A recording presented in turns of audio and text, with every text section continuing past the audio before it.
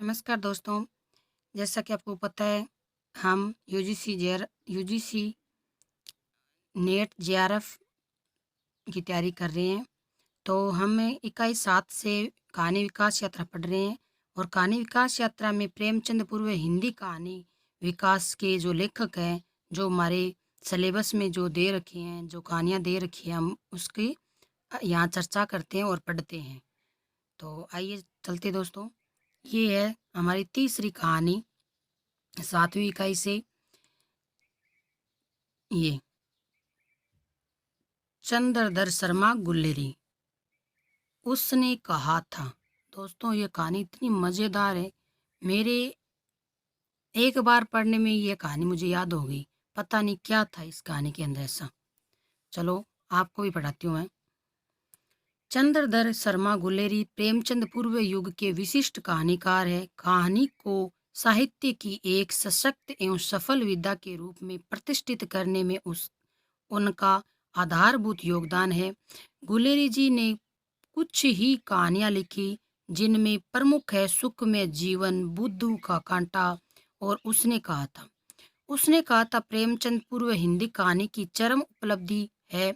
चंद्रधर शर्मा गुलेरी ने उसने कहा था कहानी की रचना कर न केवल हिंदी कहानी अपितु विश्व कथा साहित्य को समृद्ध किया है। वास्तविकता तो यह है कि उनकी प्रसिद्धि भी उसने कहा था कहानी के द्वारा ही हुई। तो ये 3 कहानियां लिखी गई है। बुद्ध में जीवन, बुद्धू का कांटा, उसने कहा था। तो इनको याद कर लेना आप लोग। अब है इस कहानी में पात्र प्रमुख कौन कौन है। इस कहानी में पात्र देखो, लहना सिंह, सूबेदारनी, वजीरा सिंह, बोधा सिंह और कीरत सिंह, ये प्रमुख पात्र है दोस्तों। लहना सिंह कहानी का प्रमुख पात्र है, जो सेना का एक वीर सिपाही है। साथ ही वह वचनबद्ध व्यक्ति है। अपनी वचनबद्धता का प्रमाण वह अपने प्राणों को त्याग कर देता है। सूबेदारनी कहानी की नायिका है। वह लैना सिंह की बचपन की प्रेयसी तथा सूबेदार वजीरा सिंह की पत्नी है। वजीरा सिंह सूबेदार है तथा सूबेदारनी का पति है।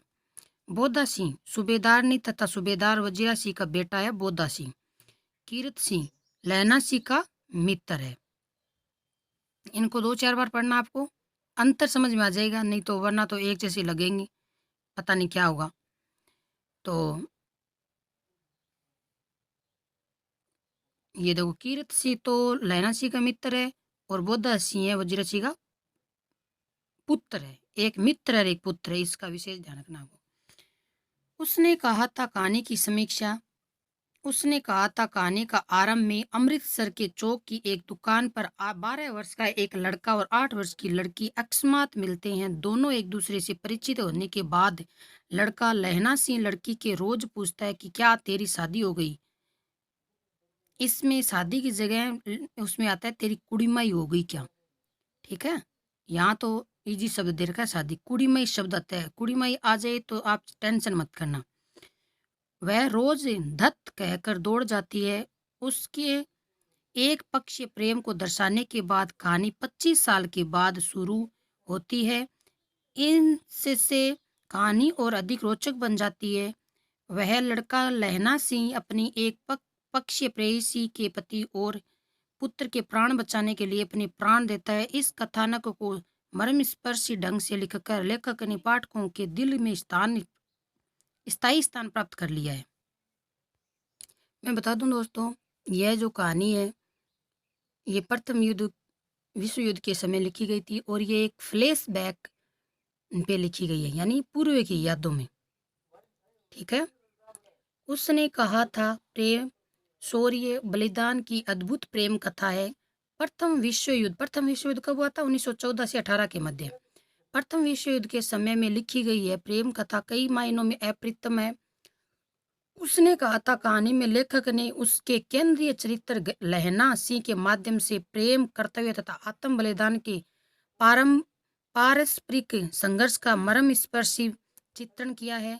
इस कहानी में लहना सिंह अपने बचपन की प्रेयसी यानी प्रेमिका सूबेदारनी के कहने पर उसके पति वजीरा सिंह की रक्षा करते हुए युद्ध भूमि में अपने प्राणों का बलिदान कर देता है।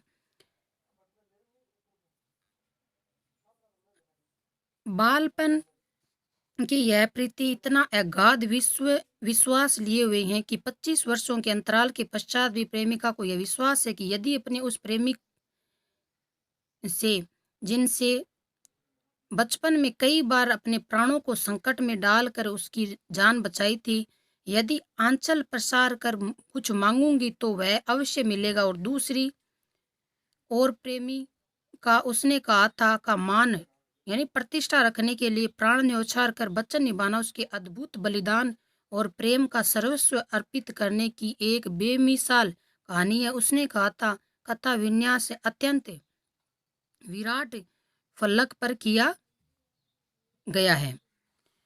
कहानी जीवन के किसी प्रसंग विशेष, समस्या विशेष या चरित्र की किसी एक विशेषता को ही प्रकाशित नहीं करती है, अपितु यह कहानी लैला सिंह के चारित्रिक विकास में उसके विशेषताओं को प्रकाशित करती हुई उसका उसका समर्पण जीवन वृत्त प्रस्तुत करती है।